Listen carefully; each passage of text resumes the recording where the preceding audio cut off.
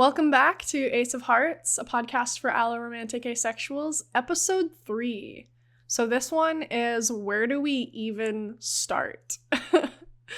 If you listened to the previous episode, you'll know that I busted my way into the dating world as an asexual at the ripe age of 23, never having been on a date before, never having had my first kiss, have had about probably like 400 crushes like between like age 9 and 23, but never pursued them. I was pretty timid. And my therapist, he was like, you talk about love, like you really want love and you really want a romantic relationship. And I'm like, yeah. And he's like, so like, what are you gonna do about it? I'm like, I'm gonna sit up here like a princess in a castle and wait for somebody to come to me. And he was like, that's not going to work. He's like, why don't you try dating apps? It's much less intimidating than like just like, I don't know, going to a bar. I also don't drink. I don't drink or smoke, so I'm not really frequenting a bar. If a band that I like is playing at a bar, I'll go. I actually saw Soft Siren last September, and they were really fucking good. They have this song called 4 a.m. that I really love. You guys should definitely check it out. Actually, maybe that'll be like the love song of the week. Hold that thought. Anyway, so I'm not typically somebody who goes to bars. I go sometimes with friends. I'll just get like a Shirley Temple, or the one that I went to, it had like a yerba mate mocktail and it was really, really good. So, but anyway, he was like, sign up for the dating app, say that you're asexual. And I was like, dude, like I'm terrified. Like I have never dated before. I've never kissed anybody. I've never like done anything. Like the most I did was like hold hands with somebody, and like that's the extent. I was like, what if I'm like really terrible at this? What if I'm like terrible at relationships? And he was like, what if you're better at it than everybody because you waited and you found yourself first and you have this great relationship with yourself and you prefer, your own peace of mind over having to feel like you have to have a relationship. A relationship's something that you want, but it's not necessarily something that you need. He was like, it's so good that you found out that you were asexual first before trying to date. And I was like, I honestly really agree with that because like I didn't know about asexuality until I was like, well, like I knew about it, but I didn't like identify as asexual until I was like 22, and I kind of couldn't like fight myself internally on it anymore. If you watch the vlog on my channel, it definitely was like something that I heard about a lot, but I like just tried to deny it. And I was like, oh no, that couldn't possibly be me, because I was like kind of scared of kind of what that would do for my dating life. And honestly, it made it better because if you're not living and dating as authentically you, as real and as deeply as you can be yourself, if you're not dating as 100% you, then what's the point? You're not going to be happy unless you're being yourself and finding people that love you for being yourself. So he just, he was like, don't worry too much. Just like start slow and just like learn how to talk to people. That's something that you need to do, is like learn how to talk to people. So I was like, okay, I'm scared. And I signed up for Hinge, Bumble, and Tammy. And it's funny because I signed up for Hinge and I immediately matched with this girl who was also ace. And I was like, oh my God, this is great. And we just like hit it off immediately. We had this great conversation about being ace. And then I was like, cool, it was great talking to you. Like, I'll talk to you in the morning. I go to check my Hinge the next morning and my account is not there. It's like, your account has been deleted. And I was like, what? And it was like, reach out to this, Hinge support, email or whatever if you think there's been a mistake. And I was thinking like, oh, did it flag my account because I used the word like sexual, like asexual? Did it think I was like putting, I don't know, sexual photos or something up? And I was really confused. So I reached out to Hinge and I was like, hey, I kind of don't know like why my account got taken down.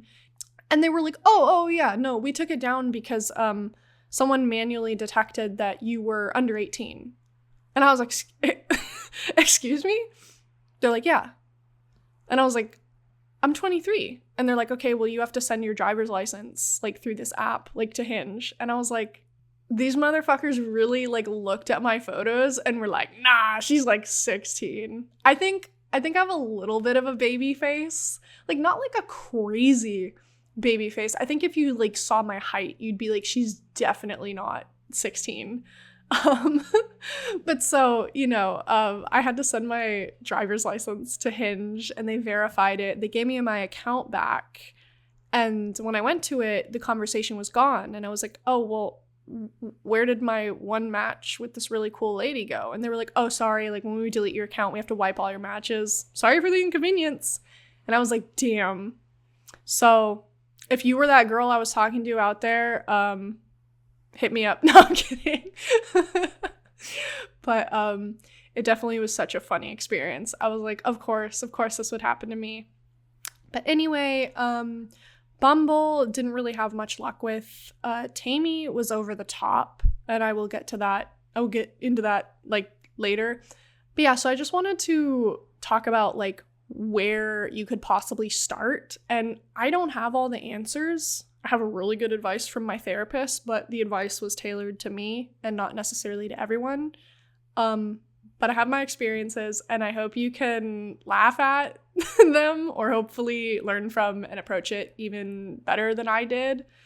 And this goes without saying, but like all my opinions, thoughts, experiences, they're all my own. So like I said, they may apply to your situation, so take it with a grain of salt, or they may not apply. I'm not really so much wanting to be like an authority on the subject, but just like I'm somebody who is bumbling through it. And if that makes you someone who's also an alloromantic asexual, like out in the dating world trying to figure it out, or maybe like taking the steps to maybe put yourself out there, you can troop alongside me like through the mud. I want this to help people who are like nervous, but like want to be out there, want to like dip their toes in the dating world. We can all rant together, but more importantly, we can all celebrate small wins together. But yeah, so back to the dating apps. I just want to be really real with you guys. I always wanting to be honest and open. And I had a really shitty attitude about dating apps, like before trying them. I kind of had this impression that they were like for desperate people or people who placed like romance at like a really, really high spot in their life. Like for me, when I was going through my life, a relationship came last on my list of things to focus on. But something that kind of like helped me realize and redirect that really bad attitude was like that some of my closest friends were on dating apps and they had success stories.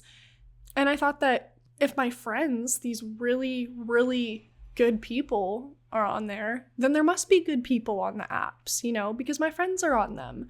It's not, it's not a hub of like desperate people or people who just want sex or, it's people like me who, work from home and you're not necessarily frequenting a lot of bars or you're not meeting a bunch of people at work and you're not someone who is going out a terribly big amount of times. I don't know. Like I like to go out and have a lot of like solo adventures, but I feel like I like to go hiking and things like that. So you're not necessarily like meeting like too many people. So I guess it's really good for people who work from home, but also are just not in that many social situations and still want to meet people and date people.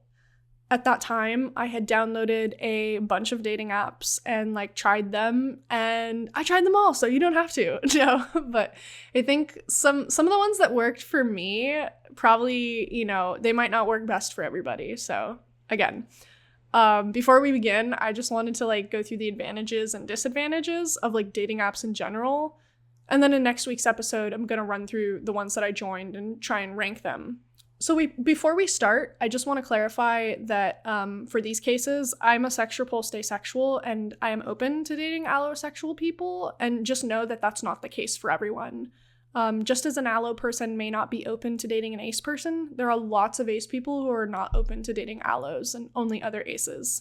So some of these sections in the following episodes, they may not apply to you, but in my case, alloromantic ace who's open to dating allos and aces. I just like everybody. I love everybody. I'm just so full of love. So let's start off with the advantages. The first really good advantage is that you can say that you're asexual right off the bat. You know, in like in-person conversations, like let's say that you like ran into somebody at a park or at a bar or something, it's kind of not something that like comes up naturally. Like, I mean, you could just like scream it at the person and be like, I'm asexual, leave me alone. No. But like it's, you with people's profiles, you get to read a little bit about them, and people don't come with those like little bios like attached like a name tag to their shirt or anything, you know, so like it may not come up as naturally in conversation unless you were talking about asexuality or relationships and things, and you may not necessarily brush on that with somebody when you first meet them, or even, you know, if you were to go on dates afterwards, it may not come up unless you bring it up. And so what I like is that, you know, I think for newer people where it may be scarier to put yourself out there and say I'm asexual, you can just have that on your profile. And it saves you a lot of time. It shows people how to spell it so they can Google it. Like, do you guys ever get messages like, what's asexual? And it's like, you know, there's this magical device that took millions of years to evolve. It's called your phone. Google it.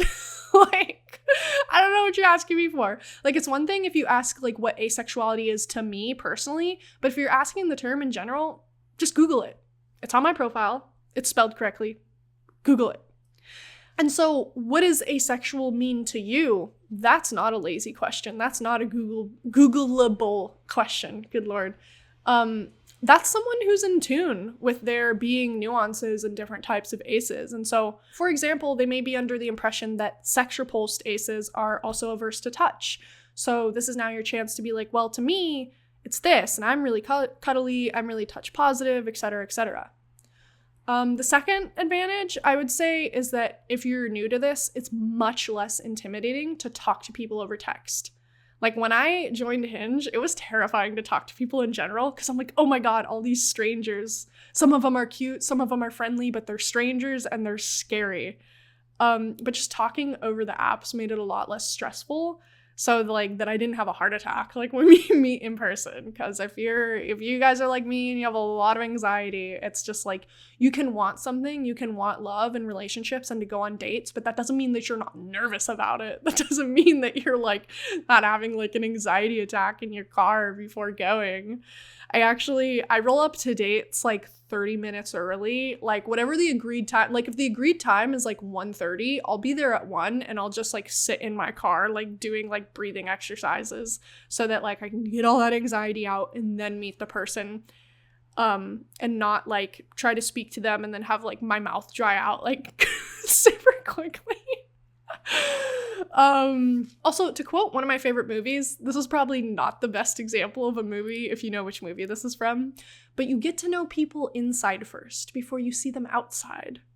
Also, it can sometimes be really awkward and intimidating to talk about asexuality or sex like in person, and I think it's much less nerve-wracking to talk about over text. You know, for me, like if I'm having to explain things, I think that I'm like, if I'm put on the spot in person, I may kind of like flub and be like, oh, well, you know, but over text, I kind of like have a second to think about it. How do I want to answer this? What's the best way to word it so that this person understands? And I don't really have to see them like looking at me, waiting for a response, or, you know, looking at their face and thinking like, are they judging me? Do they even think asexuality is real? So like, that's, you know, for me, that's just like really nice, like to have that. Over text just feels safer to talk about it. And I think I'm much more eloquent over text. So the third advantage is talking to someone over text. You know, you get little clue-ins on to how accepting the other person might be. Like, first off, if you see that they're liberal, not always, but most of the time they're going to be pro LGBTQIA+. And so I can kind of look at people's profiles and be like, okay, they seem pretty accepting. And listen, if you're conservative, I'm not trying to bash you, but I'm also not trying to have another like flaming 10-minute voice note argument with this man from Hinge about why trans people deserve to exist. So I'm just saying that for some of us, profiles and people's political leanings and just what they write on their profiles can clue us in to whether we would be compatible or not. And for me, it's about compatibility. I'm not saying like, if you're this way, you're right. If you're this way, you're wrong. I just want somebody who's going to accept me and accept, you know, the queer community. So if you see, and the same thing like with their prompt answers, if you see on like another person's profile that their answer to a prompt is like, I like freaky sex or something, then you know that they're not the one for you.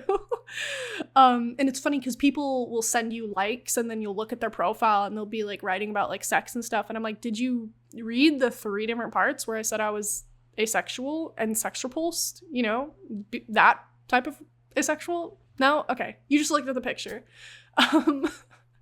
So I like that you get a little preview, and how they answer things is going to help me decide like who is worth talking to and how accepting they're going to be. So let's get into some disadvantages. It is the internet, so unfortunately people can kind of say whatever they want with no repercussions, like rarely. And so if someone chooses to be vicious to you in response to your asexuality, then you know that wasn't the one, and you can unmatch them real quick because you dodged a bullet there.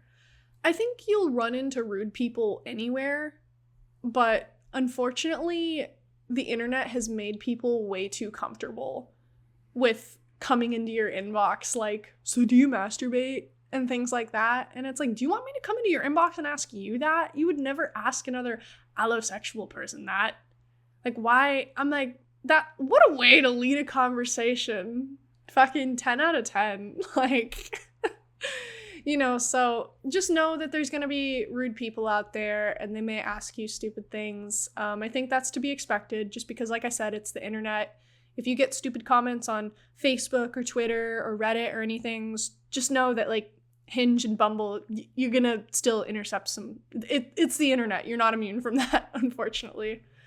The second disadvantage I would say is that it's easier for someone to hide who they are over the internet. Like, you'd hope everyone is just being themselves, but you can kind of get roped in and manipulated by people who will say over text, like, oh yeah, I'm totally fine with it. I'm completely accepting of your asexuality. And then you may hang out with that person and they're like, okay, so when are we having sex? Like, you know, and it's like nothing, they didn't hear or process anything about your asexuality. And let me be clear, there is a huge difference between changing your mind about something. I am completely fine if someone thinks that they are able to accept my asexuality, only to later be like, hey, I changed my mind. This is something that I actually would need in a relationship, and it's incredibly important to me. And, you know, I'd be like, thank you for being true to yourself and honest to me, you know, no hard feelings. It's always okay to change your mind. But that's completely different from being like, yeah, I know this person told me they were ace over the apps, but maybe if I just like bother them enough in person, they'll like change their mind. Maybe I can like convince them. So just make a note of that. We're not shaming anybody for their wants and needs, you know, the same way that I don't want to be shamed for being ace.